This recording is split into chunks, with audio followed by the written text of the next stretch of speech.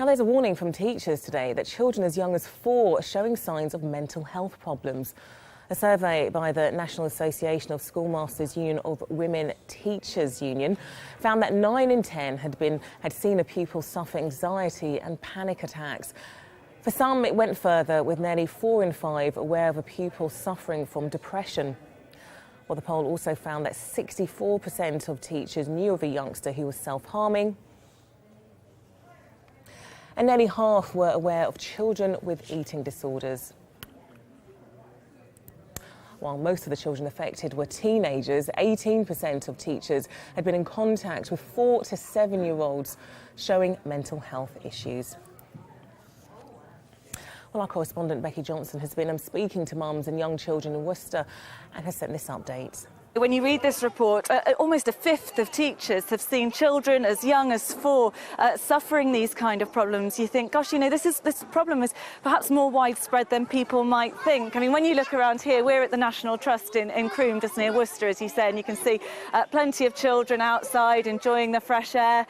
They've been doing Easter egg hunts and all look very happy indeed. But you only have to talk to the parents here to find out that actually, you know, these children are facing pressures. They've got exams from quite young ages at school, you know, issues with friendships, those kind of things, and also parents pointing out to me that, of course, the parents, many of them having to work longer hours to pay the bills, pay the mortgage, and they think that impacts on their children's happiness. You know, that they can't spend as much dedicated time with their children as they would like to. So, yeah, as I said, I've been chatting to people here, including some of the children, actually, and this is what they've told me.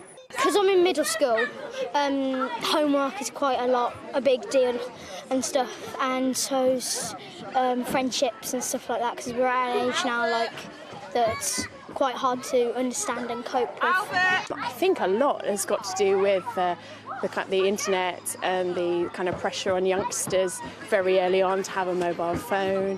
When I was like 18 or 20 before I got a mobile phone, and now they're kind of 8, 9, 10, they're getting phones, and so that's causing a lot of pressure, I think. I don't think families or children are actually having access to, you know, getting outdoors and exercising as much as maybe they used to years ago.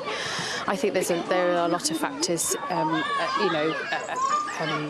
a lot of factors to do with that. I think obviously the media and obviously computers and iPads, I think are to some extent obviously contribute to that. And parents here saying, of course, you know, they try to do as much as they can to protect their children from things like exam stress, also things like bullying, you know, which sadly many children do experience at schools. But, you know, they say they can't help, you know, what happens within the schools. And the teachers questioned for this survey are saying that they simply don't have access to enough professionals who can help children who are suffering with things like anxiety and even depression, as you say, at young ages.